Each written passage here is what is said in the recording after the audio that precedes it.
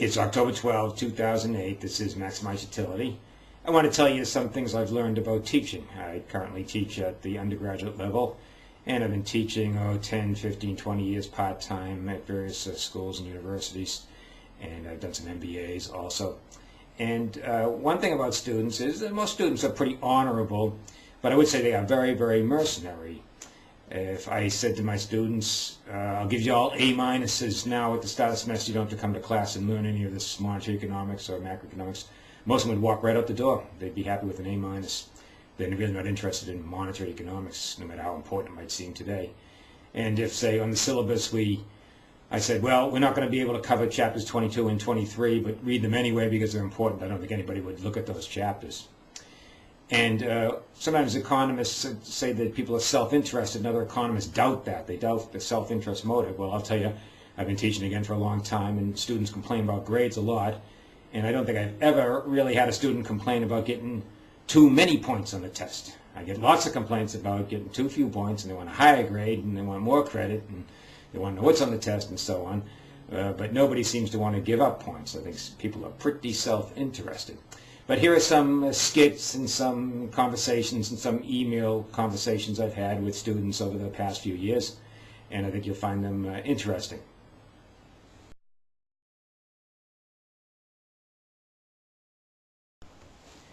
This happens relatively frequently. The semester grades have gone out, and I get an email from a student, and he's shocked. He's got a B. And he says something like this in his email. He says, I had an A- going into the final, meaning on the midterm he had an A-, and I think I did better on the final than I did on the midterm. So how did I get a B? So I look at his record, and I send him an email back, and I say, well, you had a low B+ as of the midterm, and indeed you did do worse in the final than you did in the midterm. It's a low B, and collectively you get a B for the semester. I've had this happen many times. Sometimes they get back to me, and they want me to double-check, and I double-check, and I say, I think I'm right.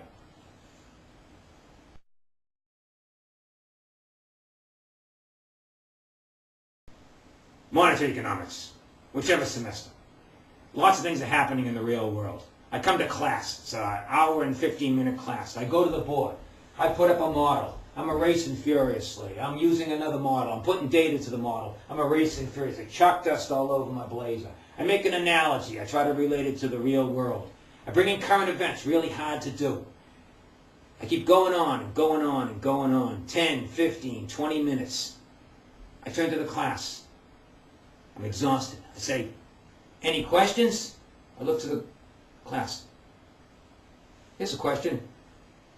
Is this stuff going to be on the test?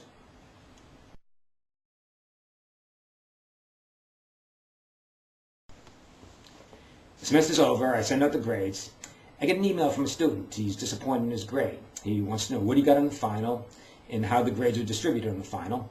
So I send him some information like that, but not a complete grade distribution. Not like I do at the time of the midterm when I go to the board and I show everybody where their grades fell among all the other grades. He gets back to me and he still can't understand. He can't understand my grading policy, he says. He wants to know the exact distribution of the grades so that he can find out where he lay. And I say, I really don't have a distribution, but he persists. And he says he needs to know the distribution, get this, so that he can study for future courses. He needs to know how he compared to other students so he can study in future courses. I sent him an email back. I say, are you serious? I don't think you want to know that. I think what you want to do is you want to see if you're a couple of points off of another higher grade, and then you want to claim that you deserve those couple of points for whatever reason, and then you want to command me to raise your grade. But I tell him that my grading policy is really none of his business.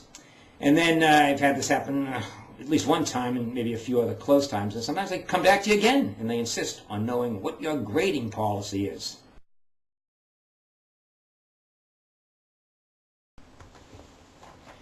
I've had this one at least once, and again probably a few more times.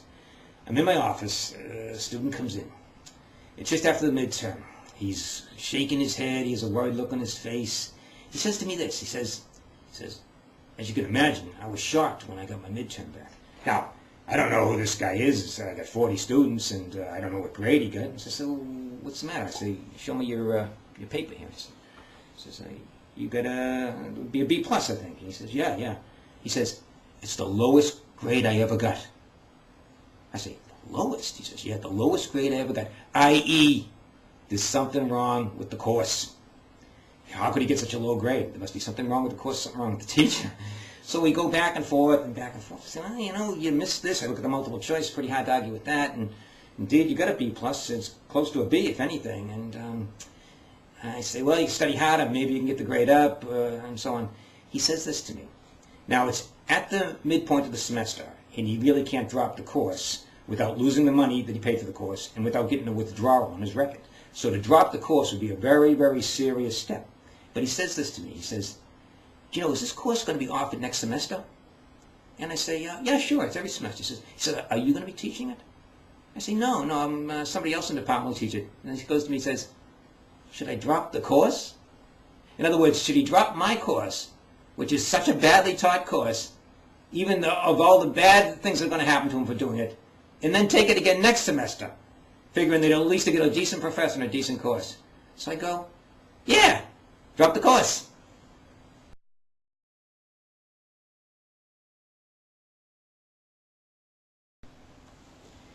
Student comes in. He's got a B-level grade, B plus, B minus.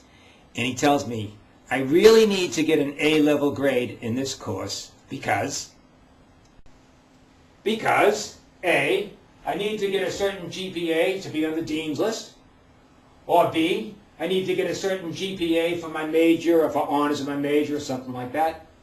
C, I need to maintain a certain GPA to maintain some scholarship. D, I need to maintain a certain GPA so my parents will not cut me off, or something about my parents don't want to see any B's on my record. And E, I need to get a certain GPA because my job offer is contingent on it.